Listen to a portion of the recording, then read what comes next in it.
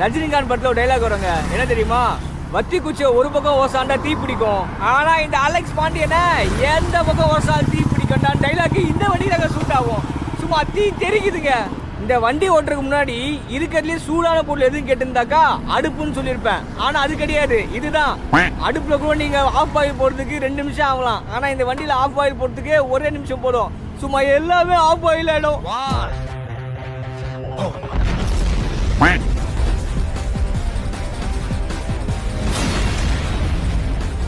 என்ன மச்சான், நல்லா இருக்கியா?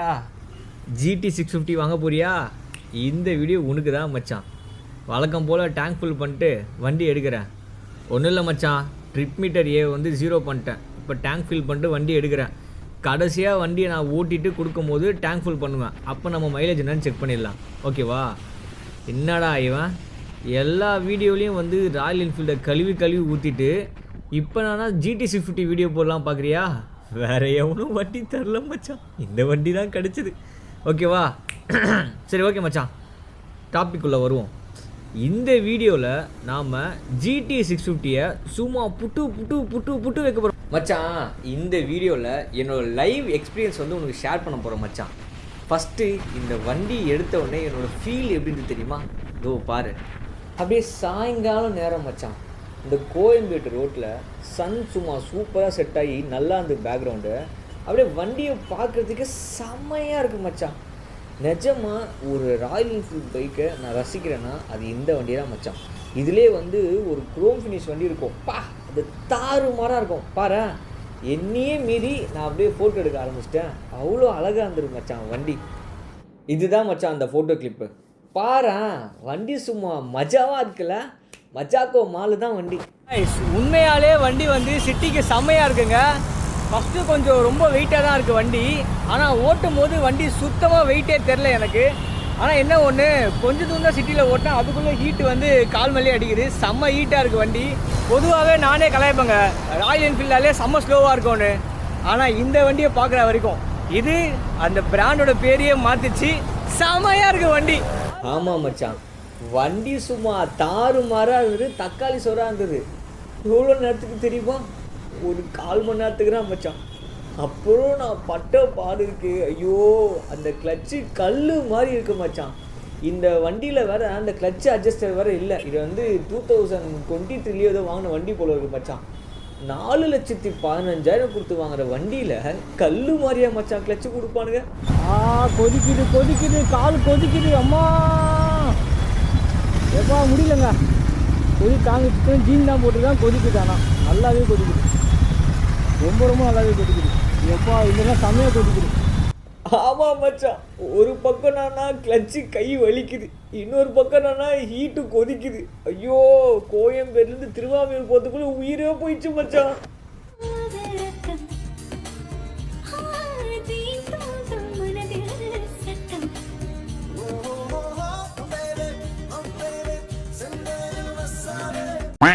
ஜாக்கெட் இல்லாமல் ஓட்டினா தான் போல். இந்த இடம் வந்து ஹீட்டு அப்படி அடிக்குது, காலு செம்ம ஹீட் அடிக்குது. நல்ல வேலை இது இருக்கனால வந்து நம்மளுக்கு தடுக்குது, இல்லைனாக்கா அவ்வளோதான். இதெல்லாம் யோசிச்சு பாருங்க, ஸ்ட்ரெயிட்டாக காலுங்க வச்சுருப்போம், அப்படியே ஹீட் அடிச்சிருக்கோம், செம்ம ஹீட் அடிக்குது 2 சைடும். நீயே சொல்கிறா மச்சான், ஒரு வண்டி ஹீட் அடித்தா காலுக்கு தாண்டா அடிக்கணும், ஆனால் இது கொஞ்சம் மேலே தள்ளி படெக்ஸுக்கும் அடித்து படெக்ஸு தீஞ்சிருச்சுடா. ஐயோ, இந்த கிளச்சு டிராஃபிக்கு படெக்ஸ் ஹீட்டு முடியலடா, முதுகு வேற வலிக்க ஆரம்பிச்சிச்சுடா கொஞ்ச தூரத்தில். ஐயோ செத்துட்டேன்டா நான். இந்த பாருங்களேன், காலை வந்து தெரியாமல் பின்னாடி வச்சா சைலன்ஸில் ஹீட் அடிக்கும், பின்னாடி படெக்ஸும் செம்மையாக ஹீட் ஆகிடுச்சு, சீட்லேயும் ஜென்ரேட் ஆகி வருது. முன்னாடி வந்து பார்த்தீங்கன்னாக்கா டேங்க்லேயும் ஹீட் ஜென்ரேட் ஆகி டேங்க்கும் ஃபுல்லாக கொதிக்குது. அப்புறம் வந்து பார்த்தீங்கன்னா கிளச்சு பிடிச்சி பார்த்தீங்கன்னா கை போச்சுங்க, அவ்வளோதான். கை சுத்தமாக போச்சு, என்னால் ஓட்டவே முடியல, செம்மையாக சுத்தமாக முடியலங்க. முதுகும் போச்சு, மொத்தமாக போச்சுங்க, எல்லாமே போச்சு. ஆனால் இந்த வண்டியில் ஒரு நல்ல விஷயம் இருக்குது மச்சான், என்ன தெரியுமாடா? மற்ற வண்டிலாம் நான் ஓட்டும் போது பார்த்தீங்கன்னா அப்படியே 2 வண்டிக்கு நடுவில் பூந்து ஓட்டுவேன். ஆனால் இந்த வண்டி ஓட்டும் போது ஒரு மெச்சூர் ஃபீலிங் மச்சான். நான் எந்த கேப்புமே அவ்வளோவா பூந்து ஓட்டாமல் ஒரு மெச்சூர் ரைடராக ஓட்டினேன் மச்சான். அவன் போய் சொல்கிறான், நம்பாத. இங்கே பாரு, இந்த சைலன்சர் இருக்குல்ல, 2 சைலன்சர், அவனுக்கு கேப் எடுக்க தெரில. என்ன பிரச்சனைனா இப்போ ஃப்ரண்ட்டில் வந்து என்னன்னா ஃபேரிங் வந்து பைக் பெருசாக இருந்தாலும் எவ்வளோ வந்து ஸ்டியரிங் போகுமா போகாதா 2 கார் நடுவில் போகுமா இல்லையான்னு கெஸ் பண்ண முடியும். பின்னாடி இருக்கனால அவனால் கெஸ் பண்ண முடியல, அதனால தான் உள்ளே பூராமல் ஓட்டுறான். ஒன்றும் மெச்சூர்லாம் ஒன்றும் ஆகலை. இன்னொரு நல்ல விஷயம் இருக்குது மச்சான், நீ இந்த வண்டி எடுத்து ஹில் ஸ்டேஷன்லாம் போனோம்னு வச்சுக்கோயேன், கேம்ப் ஃபயர்லாம் போட வேணாம், வண்டியை ஆன் பண்ணால் போதும், ஆட்டோமேட்டிக்காக ஹீட் எல்லாருக்கும் கிடைக்கும், அப்படியே கேம்பே ஃபயர் ஆகும் மச்சான். எரியுதடி மாலா ஃபேனை போடு. சரி ஓகே மச்சான், ஃபன்ஸ் அப்பார்ட், இதுக்கு மேலே பட்டுன்னு உங்களுக்கு யூஸ்ஃபுல்லான விஷயம்லாம் சொல்கிறேன் மச்சான். ஆனால் இவ்வளோ நாள் சொன்ன யூஸ்ஃபுல்லாம் இதுலேயே உங்களுக்கு வண்டியோட சிட்டி ட்ரைவ் எப்படின்னு தெரிஞ்சிருக்கும். இதுக்கு மேலே சிட்டியை பற்றி பேச விரும்பல மச்சான். இப்போ வண்டியோட ஹெட்லைட் விசிபிலிட்டி காட்டுற மச்சான், பாரு ஒரு டார்க்கில் இருக்கேன், கிட்டத்தட்ட இது டார்க் தான். இதில் வந்து வண்டியோட ஹெட்லைட் விசிபிலிட்டி எப்படி இருக்குன்னு நீ பார்த்துக்கோ மச்சான்.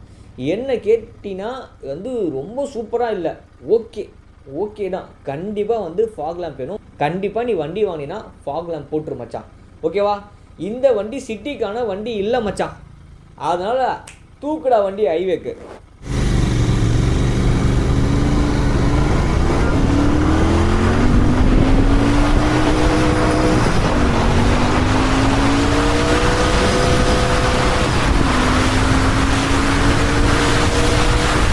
என்ன மச்சான், சவுண்டு கேட்டாலே சும்மா பட்டையை கிளப்பிடுற. என்னன்னா முதுகு வலிக்கட்டும், கை வலிக்கட்டும், ஹீட் அடிக்கட்டும், பட்டு வந்து கொதிக்கட்டும், நீ ஹைவேக்கு இந்த வண்டியை கொண்டு போன வச்சுக்கோ, சும்மா அப்படியே வண்டியை பிரிக்கலாம் மச்சான். இந்தா உனக்கு டக்குன்னு எக்ஸாஸ்ட் நோட்டு காட்டுறேன்.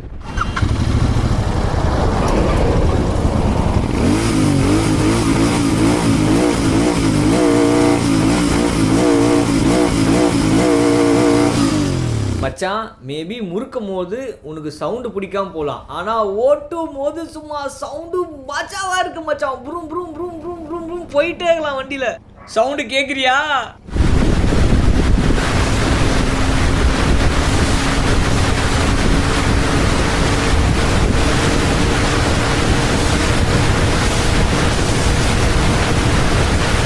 வண்டியோட பாசிட்டிவ்ஸ் பார்த்துடலாம் மச்சான். இந்த வண்டி ஃபஸ்ட்டு அதாவது ராயல் என்ஃபீல்ட்னாலே வைப்ரேஷன் இருக்கும், பிரேக்கை வந்து சரியாக பிடிக்காது, வண்டி வந்து பவரும் இருக்காது, டார்க்கும் இருக்காது. அதாவது எப்படின்னா ஹையர் ஆர்பிஎம்ஸில் வண்டி வந்து ரொம்ப ரொம்ப ரொம்ப கேவலமாக இருக்கும் அப்படின்னு நானே சொல்லுவேன் மச்சான், ஏன்னா நானே அதை எக்ஸ்பீரியன்ஸ் பண்ணியிருக்கேன். ஆனால் இந்த வண்டியில் வைப்ரேஷனே இல்லை மச்சான். இந்த வண்டியோட ஸ்வீட் ஸ்பாட், அதாவது சில வண்டிலாம் சொல்லியிருப்பேன் 5000 ஆர்பிஎம்லேருந்து சூப்பராக இருக்கும், 4000 ஆர்பிஎம்லேருந்து சூப்பராக இருக்கும் அப்படின்னு. ஆனால் இந்த வண்டி நான் ஆர்பிஎம் வச்சு பேச போதில்லை மச்சான்.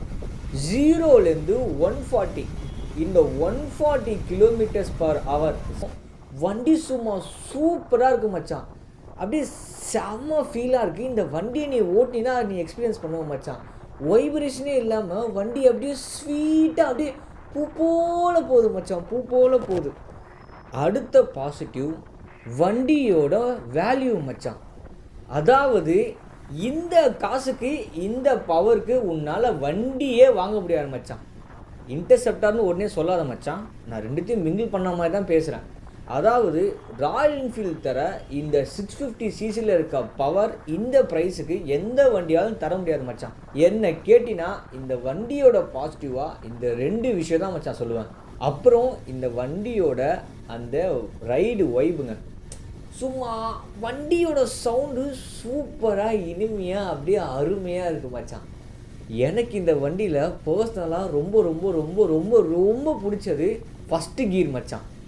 ஃபஸ்ட்டு கீரில் ஒவ்வொரு டிராஃபிக்லேருந்தும் நான் வண்டியை புல் பண்ணும்போது அப்படியே 70-75 கிட்ட போகுதுடா. அதுவே ஒரு செமையாக இருக்குது. எல்லா வண்டியும் பார்த்தீங்கன்னா எல்லாருக்கும் மோஸ்ட்லி பிடிச்சது ஹையர் கீர்ஸ், அதாவது பார்த்தீங்கன்னா 4th கீர், 5th கீர், 6th கீர்னு பிடிக்கும். ஆனால் இந்த வண்டியில் ஏன் எனக்கே கூட எல்லா வண்டியிலுமே வந்து 4th, 5th, 6th கீர் தாங்க பிடிக்கும். ஆனால் இந்த வண்டியில் தான் எனக்கு என் லைஃப்லேயே first time 1st, 2nd, 3rd gear பிடிச்சிருந்தேங்க. ஃபஸ்ட்டு கீரில் வந்து 70, 2nd கீரில் 100, 3rd கீரில் 120. அப்படியே செம்ம பவராக இருந்துரு வண்டி, ரொம்ப ரொம்ப ரொம்ப பிடிச்சிருந்துரு எனக்கு. அடுத்த பாசிட்டிவான விஷயம், பொதுவாக ராயல் என்ஃபீல்டுனாலே நம்ம வந்து ஸ்லோவாக தான் வந்து க்ரூசிங் பண்ணுவோங்க. ஆனால் இந்த வண்டியில் நீங்கள் ஈஸியாக 120லேருந்து 140 வரைக்கும் நீங்கள் வந்து க்ரூசிங் பண்ணலாம். ஆனால் இந்தியன் கவர்மெண்ட் ரூல்ஸ் படி நீங்கள் 120 or 100 தான் ஹைவேல ஓட்டணும். அதனால் அந்த ஸ்பீடில் வண்டி ரொம்பவே சூப்பராக இருக்குங்க. பிரேக்கிங்குமே அந்த ஸ்பீடில் வண்டி சூப்பராக தாங்க இருக்குது. அடுத்து ரொம்ப முக்கியமான பாயிண்ட்டு, இதுதான் நீங்கள் முக்கியமாக நோட் பண்ணணும். இந்த வண்டியில் கொடுத்துருக்க கிரவுண்ட் கிளியரன்ஸ் அளவுக்கு இந்த செக்மெண்ட்டில், ஏன் 650 செக்மெண்ட்லேயே அட்வென்ச்சர் மோட்டார் சைக்கிள் தவிர இந்த மாதிரி நார்மல் மோட்டார் சைக்கிள், அப்புறமா ஸ்போர்ட்ஸ் மோட்டார் சைக்கிள் நோட் பண்ணிக்கோங்க. ஜிடி ட்ராக்லாம் இருக்குது. ஜிடி வந்து நார்மல் வண்டி இல்லை, இதுவும் வந்து பார்த்திங்கன்னா ஸ்போர்ட்ஸ் வெஹிக்கிள் தான். ஸ்போர்ட்ஸ் வெஹிக்கிள்லேயே இந்த வண்டி தான் இந்த செக்மெண்ட்லேயே அதிகமான கிரவுண்ட் கிளியரன்ஸ் வச்சுருக்கு. உங்களுக்கு மேக்ஸிமம் எந்த ஒரு ஸ்பீட் பிரேக்லையுமே உங்களுக்கு இடிக்காதுங்க. ஏன் டாமினார் 400 விட இந்த வண்டி கிரவுண்ட் கிளியரன்ஸ் அதிகங்க. சரி, ஓகேடா, நெகட்டிவ்ஸ் பார்த்துடலாமா? எப்பேற்பட்ட ரதமாக இருந்தாலும் கண்டிப்பாக அதில் நெகட்டிவ் இருக்கும். இதில் நிறையவே இருக்குது, சொல்கிறேன். இன்னைக்கு என்னெல்லாம் பண்ண போறாரோ. எது இருக்கல ஹீட்டிங் கேட்டால் சூரியன் சொல்லியிருப்பேன். ஆனால் இந்த வண்டி ஓட்டுக்கப்பா தெரியுது சூரியன் என்ன பெரிய சூரியன் ஆரி தெரியுமா அப்படின்னு. டே Interceptor and Continental GT boys, நல்லா கேட்டுக்கோங்கடா. ஆரம்பத்தில் எல்லாம் மாசாக தான் இருக்கும், ராஜ பரம்பரை மாதிரி தான் இருக்கும். பேர பசங்களா, தாத்தா சொல்கிறது கேளுங்கடா மாதிரி, மச்சான் சொல்கிறது கேளுடா. வண்டி ஈட்டு கொதிக்கிடுடா, அதுவும் எங்கே கொதிக்கக்கூடாதோ அங்கே கொதிக்கிடுடா.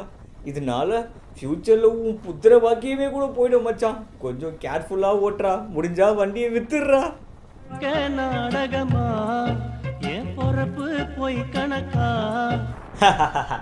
ஜஸ்ட் ஃபார் ஃபன் மச்சான், அப்படின்லாம் சொல்ல எதிர்பார்க்காத.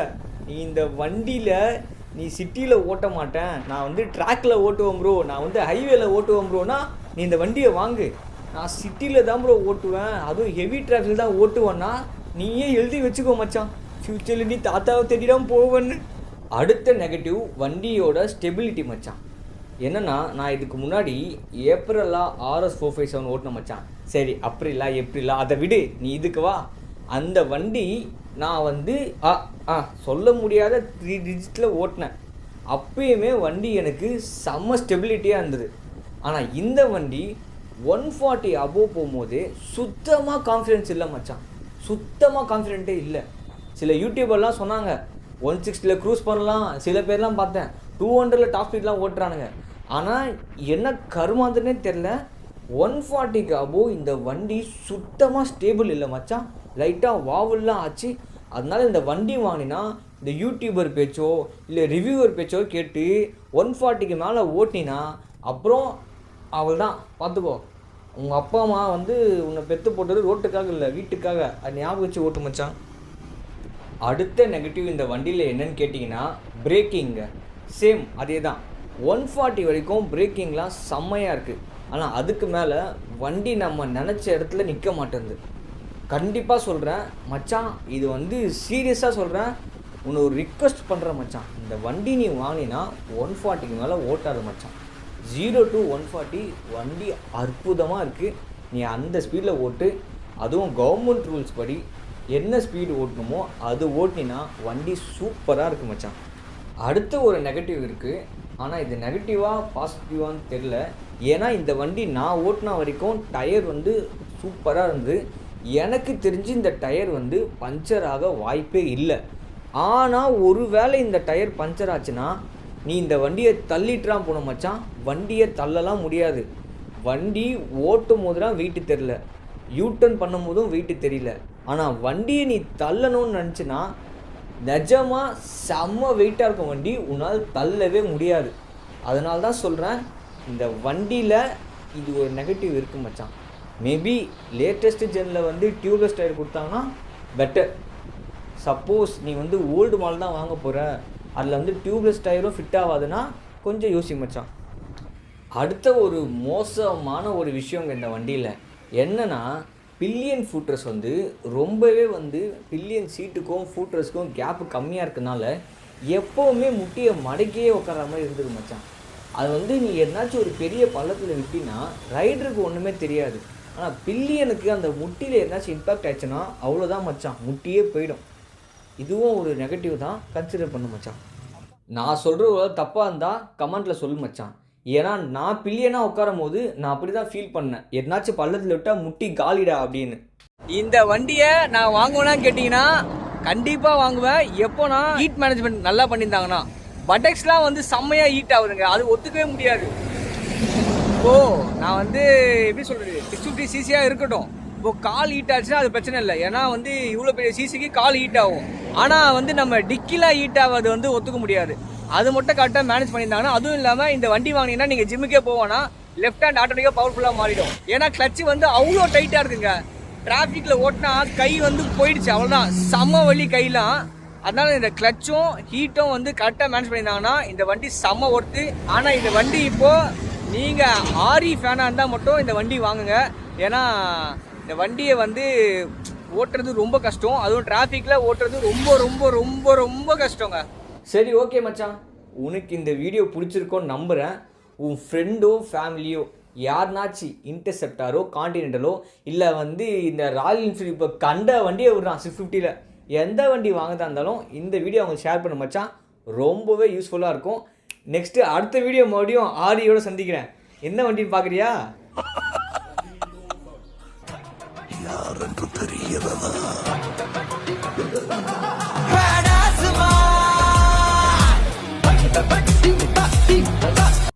மச்சான் இந்த மைலேஜ் காட்டாமல் போயிட்டேன் பாரு, இதுக்கான வெயிட் பண்ண, இதையும் பார்த்துட்டு போ மச்சான். இப்போ நான் பார்த்தீங்கன்னா 140.9 கிலோமீட்டர் ஓட்டுக்கேன் மச்சான்.